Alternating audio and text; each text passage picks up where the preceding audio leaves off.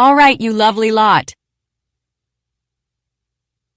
Emily Bennett here, back with part 2 of our deep dive into how businesses love to get into your head and manipulate your behavior. So last time, we talked about how companies use fear tactics to drive sales, whether it's FOMO or making you worry about danger, insecurity, or future regret.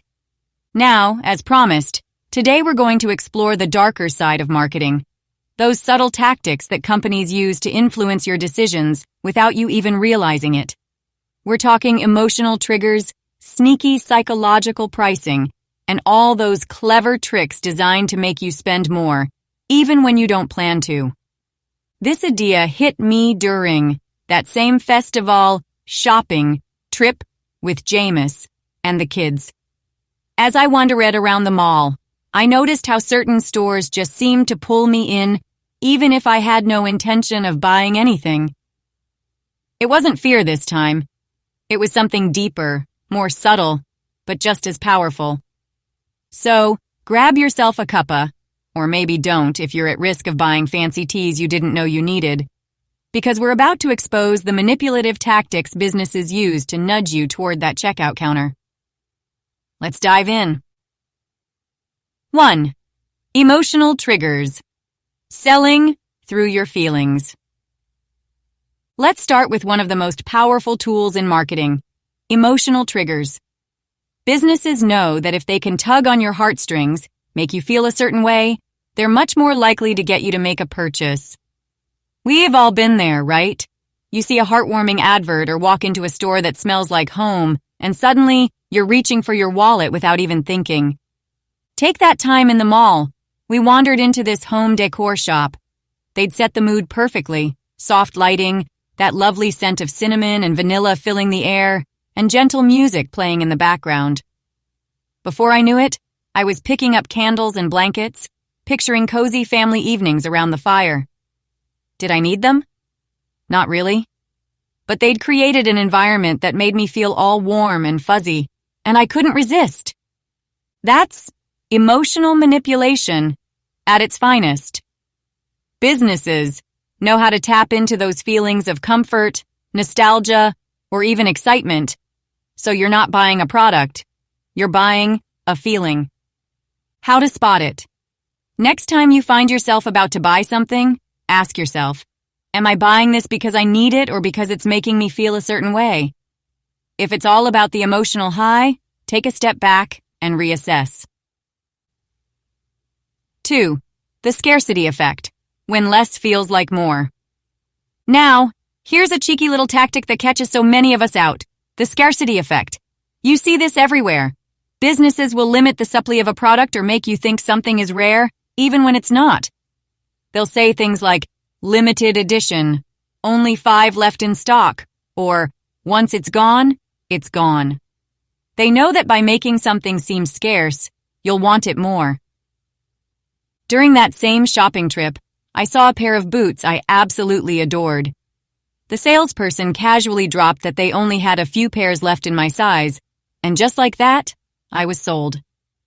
My brain went into panic mode. If I don't get them now, I'll miss out forever. But here's the twist. When I looked online later, guess what? The same boots were available everywhere, not rare at all. Scarcity is a powerful trigger because it plays on our fear of losing out. It taps into that primal instinct to grab something before it disappears, even if we don't need it. How to spot it. Before you fall for the last chance hype, take a moment to breathe. Do some quick research. Chances are, the product isn't as scarce as they're making you think. It's just a trick to pressure you into buying quickly. 3. Psychological pricing. Tricks of the numbers game. Next up, let's talk about the sneaky world of psychological pricing. This is where businesses play around with numbers to make you think you're getting a better deal than you actually are. Ever notice how everything seems to end in 99? $9.99 instead of 10? It's a classic trick. Our brains see $9.99 as significantly cheaper than 10, even though the difference is just a penny. It's mad when you think about it, but it works. During our shopping spree, I spotted this fancy toaster. Yes, a toaster, don't judge. It was marked at $99.99, and I was convinced I was getting a bargain because it was just under $100. But when I stepped back and thought about it, I realized I was falling for the trick. That 1 penny difference had totally warped my perspective. Suddenly, it felt like an affordable treat, when in reality, I was about to spend more than I'd budgeted. How to spot it.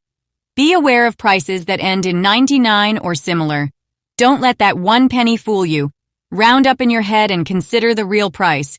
You'll be amazed how differently you feel about the purchase once you're seeing the true cost. 4. Anchoring. Setting the baseline for your spending. Here's a clever one that most people don't even notice. Anchoring. This is when a business throws out a high price first, so anything that follows seems reasonable in comparison. You see this all the time in sales.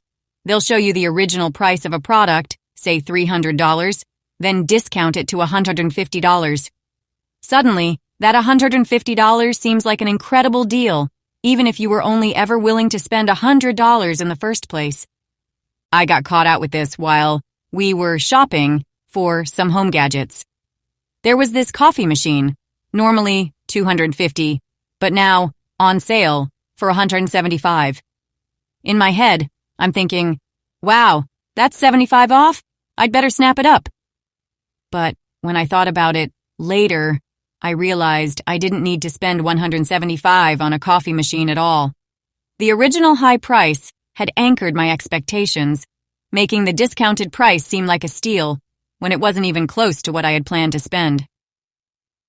How to spot it. Whenever you see a sale price, don't just compare it to the original. Compare it to your budget. What were you willing to spend before you saw that number? If it's still outside your original range, then it might not be such a deal after all. 5. The halo effect. Using one product to sell the brand. Finally, let's talk about the halo effect. This is when a company uses one successful product to make everything else they sell look just as appealing, even if it's not. Think about big brands like Apple. They make a killer iPhone, and suddenly we're all convinced that every other product they sell must be amazing too, even when some of it is just overpriced accessories. During that shopping trip, we wandered past a tech store that was hyping up their latest tablet. It was all flashy and brilliant, so of course, when they started showing us the add-ons, cases, chargers, headphones, it all seemed worth it. Why? Because our brains had already decided the brand was top-notch, thanks to the halo effect. How to spot it. Just because a company makes one great product, don't assume that everything they sell is top quality or worth the price. Evaluate each product on its own merit, and don't let the brand's reputation cloud your judgment. So, there you have it. The dark side of marketing, exposed. From emotional triggers and the scarcity effect to psychological pricing and the halo effect, businesses are pulling all kinds of tricks to influence your decisions. But now that you're wise to their games, you can shop smarter and make more informed choices. Let me know in the comments, what's the most sneaky marketing tactic you've ever fallen for? And don't forget to subscribe for more cheeky insights into life, business, and everything in between. Cheers for watching, and remember, you're in control of your spending, not the clever marketing tricks designed to manipulate you.